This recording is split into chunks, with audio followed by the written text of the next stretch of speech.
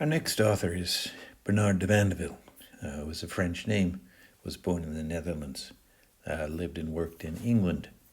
He came from, as you can see from his dates there, he came from the time of Locke, more or less. He's part of the early generation of Rousseau and Descartes and Locke rather than the later writers we have been reading. And he put together this text, which he calls the Fable of the Bees, organized around a poem that he called The Grumbling Hive. A hive is a community of bees.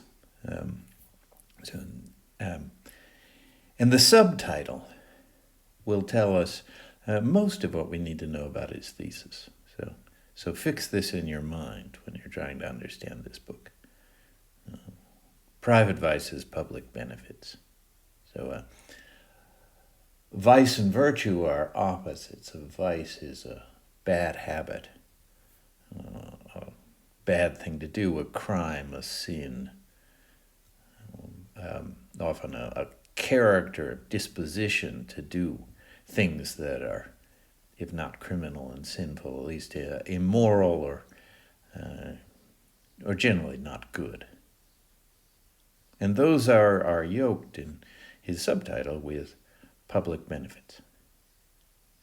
So bad people individually, but a good society. And that's the paradox that Mandeville will be playing with throughout his whole text. So, as we've seen before, sometimes if you get the right idea, sometimes by keeping one idea in mind, you can understand a whole text. And, by understanding that whatever new thing you're looking at, whatever part of the text you're looking at, you can eventually trace the logic of it back to that basic idea.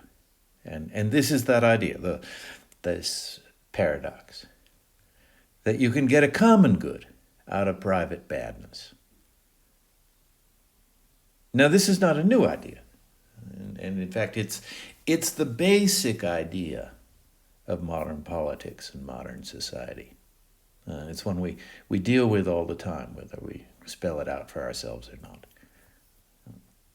The difference between modern and pre-modern politics is that before the modern age, people thought that the straightforward understanding simply made the most sense, that if you're going to have a good community, you need good people.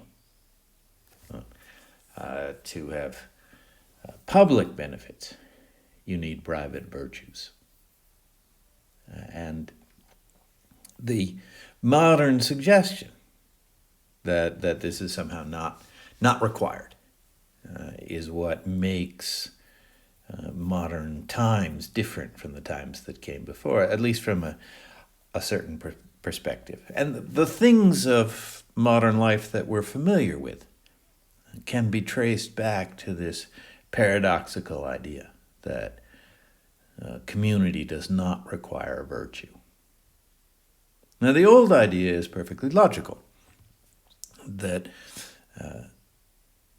if we're going to have community, then all of the members, or at least most of the members, need to care about the common good. And the common good is not the same as the private good. They're just ways in which what's good for me as an individual is not good for everybody. There may be a war and I have to join the army even though I don't want to, or there may be a health crisis and I could make a good profit in some sort of business, but at the expense of my community. So there's simply a conflict between what's good for me and what's good for everybody. And the ancient logic is not Mandeville's logic, not Locke's logic or Descartes', but the ancient logic says that to have a community at all, or at least to have a good community that anybody would want to live with, you need people to defer to that common good. They have to be willing to choose it over other things that would be good for themselves. There will always be moments of temptation where doing something against the community but for yourself is very tempting. And that politics simply means creating an ethic, a habit in the community, creating trends in a general character among the citizens so that they don't do that, so that they prefer what's good for everybody, even when they're tempted to do opposite things that are good for themselves. Now that's the old logic, and of course this is what virtue means at bottom. That you're willing to pick what's good for others, and particularly what's good for everybody in general, over what's good for yourself. That is human virtue. Now, in the modern age, we've abandoned this logic. We don't think politics requires this of us. And Mandeville put this argument in a fairly strong way. So to understand what Mandeville says is to understand modern times, and in some way to understand ourselves. And it's worth going through his very strong version of it in order to see the clarity of the idea. Locke believed very similar things, but he was more cautious. And he always wanted to appeal to public-spirited people, religious people, people who were dedicated to older ideas of politics and virtue. Now, Locke never wanted to offend those people and never wanted to be shameless before them. But Mandeville doesn't mind being shameless. He likes his paradox. It seems to amuse him to try to show people that the world works in opposite ways, that the truth is opposite to what seems to be. The old logic is what seems to be. If you want a good community, you need good people. But Mandeville was amused by the idea that the truth was opposite. If you want a good community, you can very easily indulge bad people, and you shouldn't be a hypocrite about that. That idea appealed to Mandeville. And he lays it out in a very stark and uncompromising way.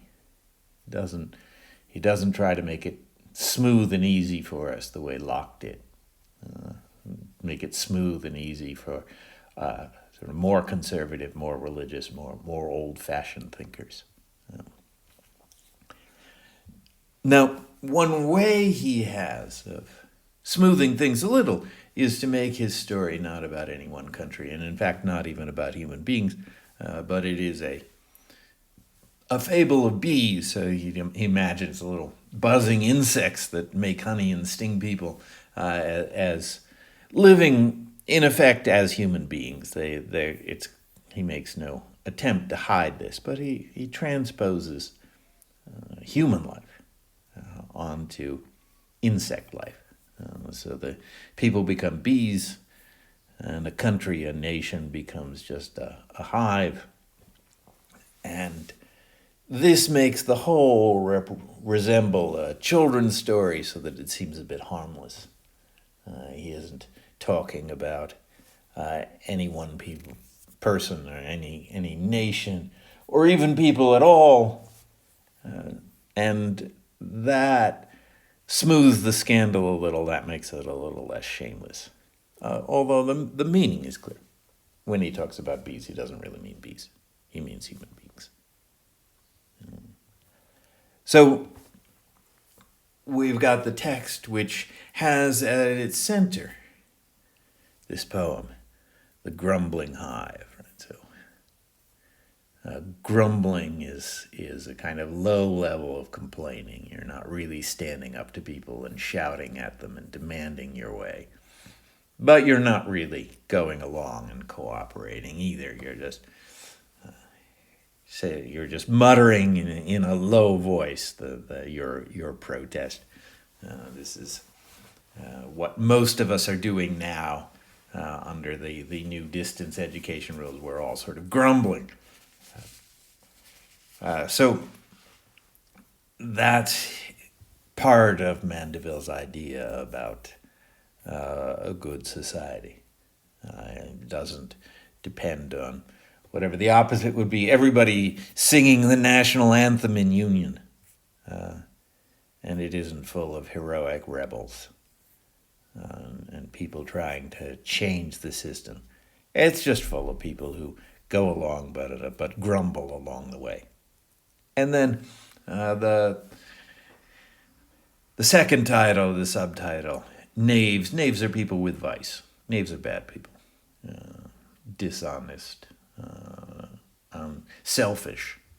And this is again his paradox, that bad people will be turned to good people if you look properly at their effects. Now, this poem is at the center of the text, and then there's a preface and an afterword to try to explain the meaning, and then there are endnotes with letters in bold next to the poem along the way, and those further explanations are not assigned with the reading, but you can read them if you want the illumination. They will help you. If you want to know further what's going on, I can recommend them, but they're not actually assigned. So let us turn back to the preface in the text, where he sets up his argument. Mandeville begins with a scientific argument or a scientific metaphor to explain his ideas of government. That if we're interested in laws and government of political bodies and civil societies, right, if that's our topic, then we should look at it and try to understand it the way that good scientists try to understand the natural bodies of living creatures. And what does that mean? That the important things are the things that untutored eyes, right, so the people who don't really know, who haven't been properly trained, overlook. They think they're negligible or not worth bothering with. But they're the most important things. Non-scientists tend to concentrate on the obvious. Bones, muscles, the skin, everything that shows and seems good about the body. But those are not the main thing, or at least they're not the whole story. You do not understand bodies unless you understand the capillaries of the blood and the little pipes and the smaller organs and bits of tissue and things like hormones and ion channels and all of the things that make bodies work the way they do. And we do the same thing with politics, and that if you are untutored, if you haven't really experienced it and thought things through, you think that what shows and what is most obvious is the whole story and supports itself. But there's a backstory, a backwards story, just as we're bound to pay attention to the strong beating heart without paying attention to the capillaries that allow the blood to flow backwards and are essential for the whole system working. We tend to think of virtues like courage associated with the hearts that beat strongly, but not the vices that flow backwards and make the whole system work. If you had the strongest heart, but no capillaries, your strong heart would be even worse. It wouldn't help. It wouldn't keep you alive. And the same is true, says Mandeville, for societies, that it works in this paradoxical way.